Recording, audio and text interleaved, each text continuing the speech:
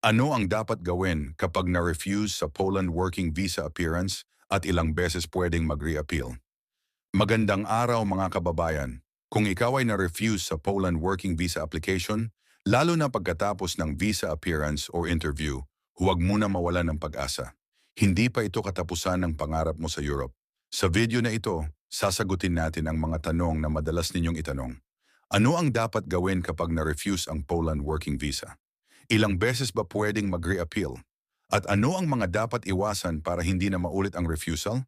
Kung interesado ka magtrabaho sa Poland, tapusin mo ang video na ito. Pag-usapan muna natin kung bakit na-refuse sa Poland Working Visa Appearance ang isang aplikante. Una sa lahat, mahalagang maintindihan ang dahilan ng refusal. Karaniwan, ito ay nakasulat sa refusal letter na ibinigay ng Embassy o VFS.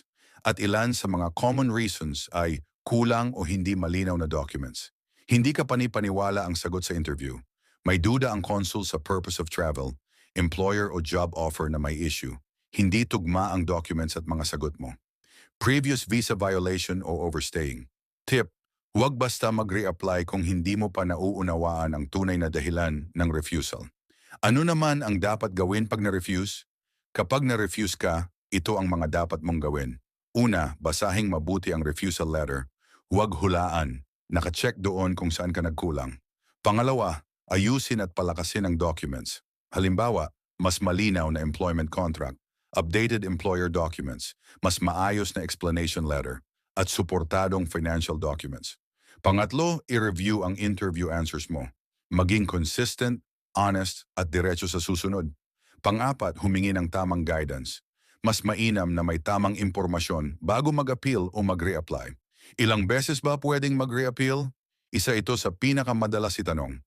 Ilang beses pwedeng mag-reappeal sa Poland Working Visa?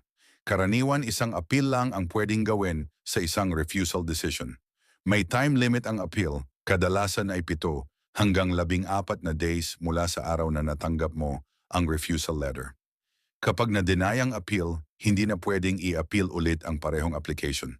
Pero, maaari kang mag-reapply ng bagong visa application kung may bago at mas malakas na documents. Paalala, huwag mag-reapply agad kung pareho lang ang documents. Posibleng ma-refuse ulit. Final tips. Tandaan, ang visa refusal ay hindi permanenteng ban. Maraming na-approve matapos ayusin ang pagkakamali. Preparation at tamang impormasyon ang susi. Kung nakatulong ang video na ito, huwag kalimutang i-like ang video. I-share para makatulong sa ibang kabayan.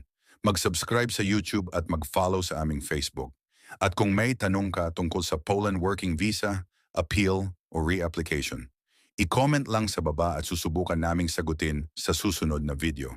Maraming salamat at good luck sa iyong Poland journey.